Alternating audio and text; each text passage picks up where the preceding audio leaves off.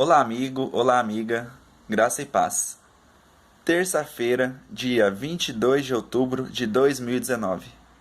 Você sabe que dia é hoje? Você já se perguntou para você que dia está sendo comemorado hoje? Hoje, exatamente 175 anos atrás, acontecia algo que não era para se comemorar, não era uma data festiva, não era uma data alegre. Era uma data triste, era uma data de decepção, uma data de desapontamento. No dia 22 de outubro de 1844, aproximadamente 1 milhão de pessoas em diversas partes do mundo, especialmente nos Estados Unidos da América, aguardavam o retorno do Senhor Jesus Cristo, vindo nas nuvens do céu para resgatar os seus. Porém, esse grupo de pessoas se decepcionou, se frustrou, porque eles fizeram uma interpretação errada da profecia das 2.300 tardes e manhãs. Se você tem a sua Bíblia, abra ela em Daniel capítulo 8, versos 13 e 14. Daniel capítulo 8, verso 13 e 14. Diz o seguinte: Depois ouvi um santo que falava, e disse a outro santo que falava: Até quando durará a visão do sacrifício diário e da transgressão assoladora? Visão na qual é entregue o santuário e o exército a fim de serem pisados. Ele me disse: Até 2.300 tardes e manhãs, e o santuário será purificado. Bom, amigos, vocês lembram lá no nosso vídeo 3, em que o Lucas ele fez a introdução da profecia das 70 semanas? Bom, essa mesma profecia, ela inicia um outro período de tempo bem maior. Um período de 2.300 dias proféticos. Como nós já dissemos, dias proféticos cada dia equivale a um ano. Ou seja, lá no ano 457, iniciou-se uma contagem de período de tempo de 2.300 anos proféticos.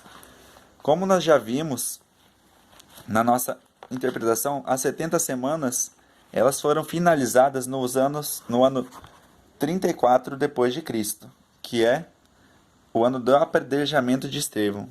Ou seja, do ano 34, você subtraindo 2.300 tardes e manhãs, vai sobrar o período de tempo que vai ser completada no ano de 1844, 2.300 tardes e manhãs. A interpretação dessa profecia ela foi equivocada pelo seguinte motivo. Guilherme Miller, que foi o líder daquele movimento, ele subentendeu que o santuário em questão, tratado lá em Daniel capítulo 8, verso 14, seria a terra, e a purificação se daria através da volta do Senhor Jesus Cristo. Ou seja, através da contagem desses anos que faltavam para o cumprimento dessa profecia, ele via que estava muito iminente esse grande evento, e ele não conseguiu deixar somente para si essa verdade, e começou a proclamar, e muitas pessoas mesmo, eles acolheram essa verdade, com muita alegria, muito entusiasmo. E houve uma comoção tão grande que aproximadamente de 1 milhão de pessoas lá nos Estados Unidos da América, eles começaram a vender casas, carros, vender fazendas, vender tudo que tinha e dar aos pobres, porque não precisariam mais daquilo. Jesus estava voltando e eles queriam estar nas mansões celestiais.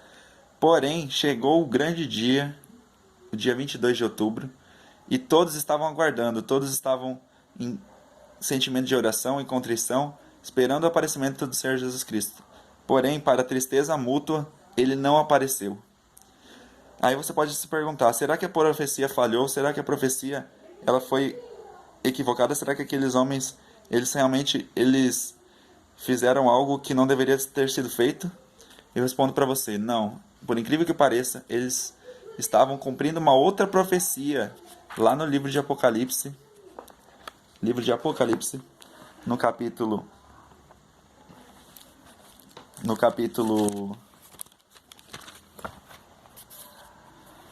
10, no verso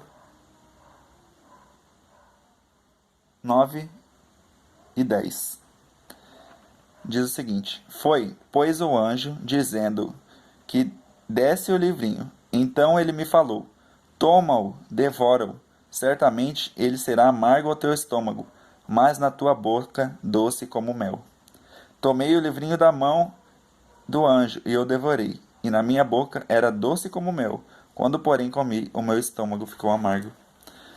Perceba aqui, amigos, que João ele está se referindo a esse grupo de pessoas que lá no final dos tempos, no ano de 1844, eles teriam uma interpretação equivocada desse livrinho, entre aspas. Qual livrinho seria esse?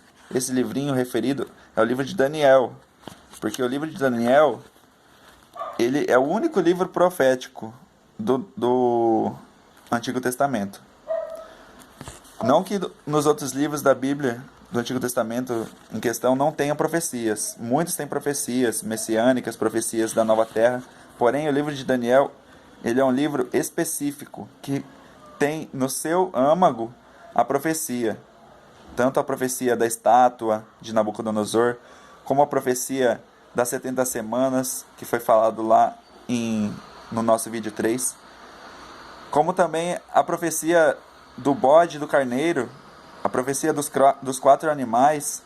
Então, o livro Daniel é essencialmente profético. Assim como no Novo Testamento, o livro profético é o livro de Apocalipse. Ou seja, um livro não contradiz o outro em nenhum momento, eles se complementam. A sua luz, uma ilumina a luz do outro. Por isso que nós temos essa referência de Apocalipse ao livro de Daniel, se referindo ao livro de Daniel. Então, amigos, nós temos o cumprimento dessa profecia, que foi a profecia do livro amargo. O livro ele era doce na sua boca, porque era algo que soava como música aos ouvidos dos cristãos naquele momento. Imagine você saber que Jesus viria dentro de pouco tempo, dentro de poucos anos. Porém, eles se esqueceram daquilo que Jesus mesmo falou, que quanto ao dia e a hora ninguém sabe, somente o Pai. Mas essa profecia, ela não era também um mero acaso. Como já foi dito, o santuário seria purificado. A data estava correta. 22 de outubro foi o mesmo dia que estava profetizado. Porém, o entendimento dela foi equivocado.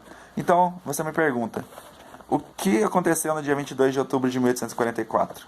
Bom, amigos, o que aconteceu foi que, num dia depois do grande desapontamento, dia 23, um fazendeiro chamado Hiram Edson, ele estava passeando por seu milharal, ainda muito com dúvidas e questionando a Deus o que teria acontecido, porque Jesus não teria voltado. E ele teve nesse momento, quando estava passeando por seu milharal, uma visão do céu, em que essa visão ele viu Cristo saindo do lugar santo do santuário. Para você que não sabe, o santuário é dividido por 3 partes: o pátio, o lugar santo e o lugar santíssimo. E ele viu Cristo adentrar o santo dos santos, com suas vestes de sumo sacerdote.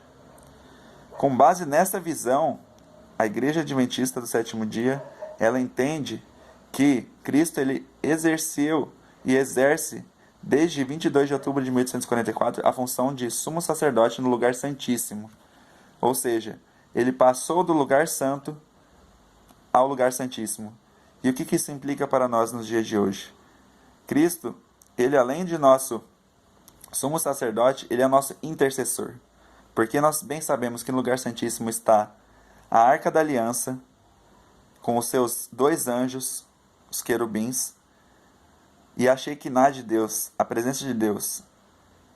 E lá dentro da arca está a tábua dos 10 mandamentos, a vara de Arão, que representa a trajetória do povo de Deus no decorrer da história.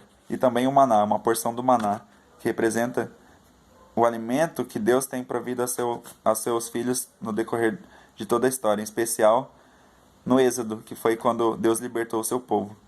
Então, nós estamos tendo já um intercessor, que é Jesus Cristo, desde 22 de outubro de 1844, no santuário celestial, no lugar santo dos santos. Lá ele entrou.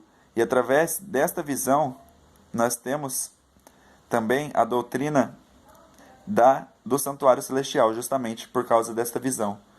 Que essa doutrina você não encontra em qualquer denominação por aí. Infelizmente, o santuário, por vezes, ele é preterido e não é ensinado da maneira como se deveria. Porque se você tira o santuário do foco, da questão, da jogada, você acaba desmontando todo o conjunto de entendimento a respeito do sacrifício de Cristo. Muitas pessoas falam que Cristo veio para cancelar tudo que houve no Antigo Testamento. Isso não é verdade. O mesmo Deus do Antigo Testamento é o mesmo Deus do Novo Testamento.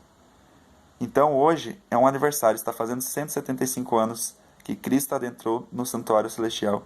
E outra coisa, nesse dia também houve a inauguração oficial do Tempo do Fim. Nesse dia foi cumprida a última profecia de datas que a Bíblia traz para nós. Nós tivemos já o cumprimento das profecias das 7 semanas, das 70 semanas, o cumprimento da profecia dos 1260 dias proféticos da supremacia papal. Nós vamos abordar esses assuntos mais para frente, pode ficar tranquilo.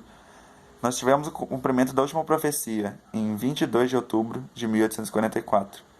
A partir de 22 de outubro de 1844, é declarado oficialmente aberto o tempo do fim. E nós já estamos há 175 anos vivendo no tempo do fim. Pare para pensar hoje, nesse dia, que você está vivendo um tempo solene, um tempo de profunda importância no decorrer da história de todo o planeta. Seria o auge, como se pudesse dizer de outra forma. Você está vivendo perto daquilo que os discípulos viveram na plenitude dos tempos, em que veio pela primeira vez o Messias. E agora nós estamos vivendo novamente em um tempo que está perto de ser pleno, em que vai presenciar, vai vivenciar e vai testemunhar o surgimento da segunda vinda do Messias. Agora não mais como um menino, não mais numa manjedoura humilde, mas sim com todo o poder e toda a glória que o Cristo glorificado ele traz consigo. E não vai vir sozinho, vai vir com todos os seus anjos, toda a sua multidão dos seus anjos, dos 2/3 que não se corromperam. Ele vai vir para me resgatar e para te resgatar. Que eu e você possamos estar prontos para esse grande dia. E que nós possamos buscar saber mais, buscar aprofundar mais nosso conhecimento nas profecias bíblicas.